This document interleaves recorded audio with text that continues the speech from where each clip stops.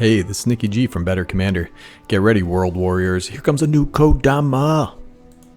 I don't know what the lore is on this guy, but I love the art on this thing. The artist really nailed the mechanical cyberpunk walker spirit aesthetic. He looks slow and powerful while also looking like he fits in a cyberpunk Japan.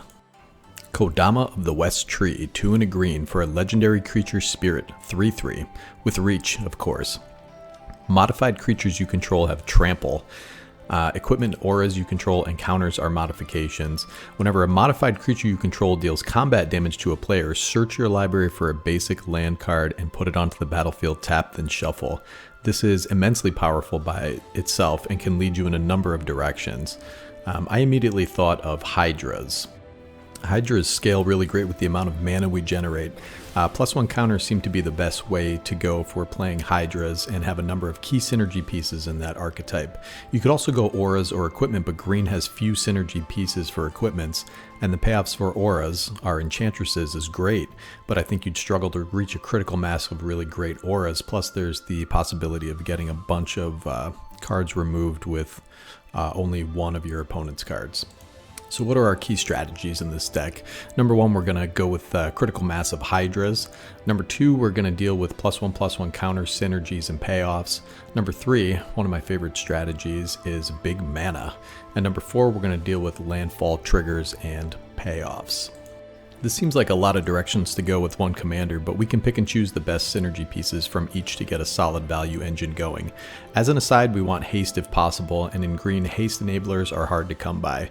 We have boots and greaves and crashing drawbridge, so if we put out a 2020 Hydra, we don't want it sitting there, we want it crashing in for damage.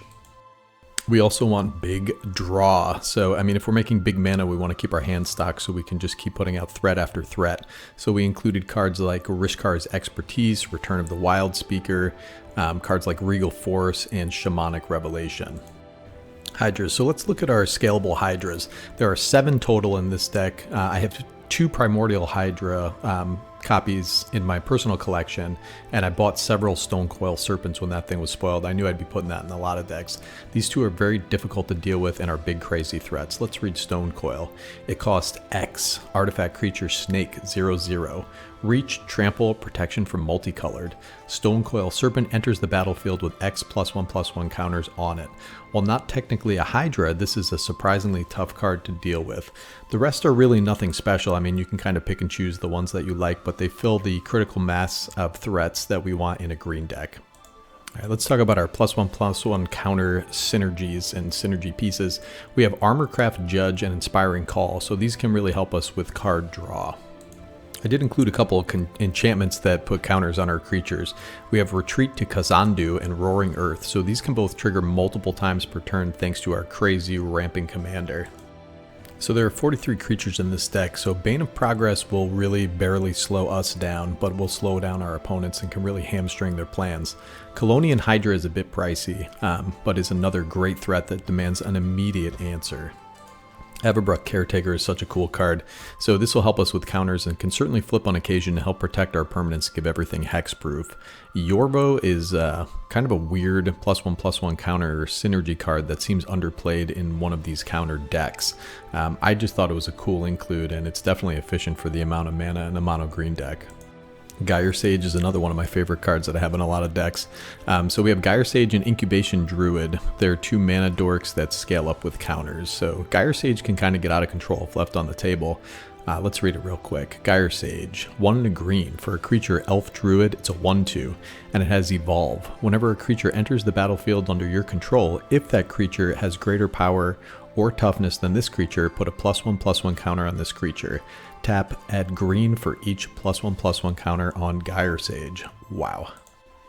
We have Ivy Lane Denizen and Loyal Guardian, so these can help modify all of our creatures. And rounding out some of our nicer +1/+1 counter synergy creatures, we have Rishkar, Pima Renegade, and Renata Call to the Hunt. So these are great to get counters on our sad unmodified creatures and our utility creatures. For big mana, we have Nissa Who Shakes the World. This card is roundly hated by my play group as it can be a real game changer. We also have Nyxbloom Ancient to triple our mana. So Nyxbloom Ancient and or Regal Force, if you need to refill your hand, are both tutorable by Natural Order and or Chord of Calling. Chord of Calling is a great underutilized card. It can be cast at instant speed on our last opponent's end step.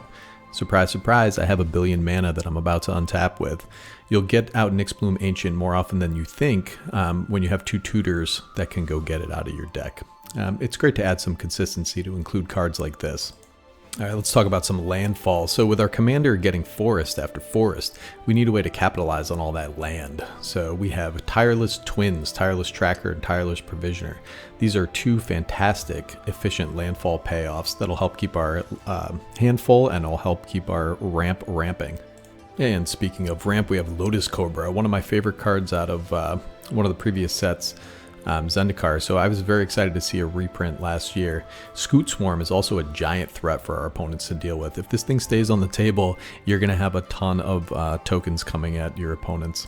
And speaking of more and more tokens, we have Rampaging Baloths and Avenger of Zendikar. So these are great finishers to finish the fight.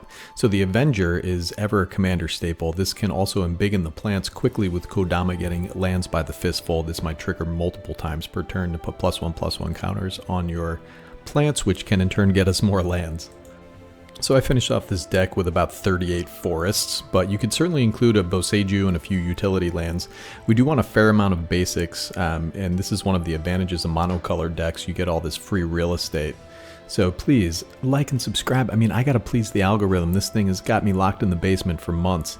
And feel free to comment. I read everyone and try to respond. So I appreciate you guys watching. This is gonna be Nicky G from Better Commander signing off.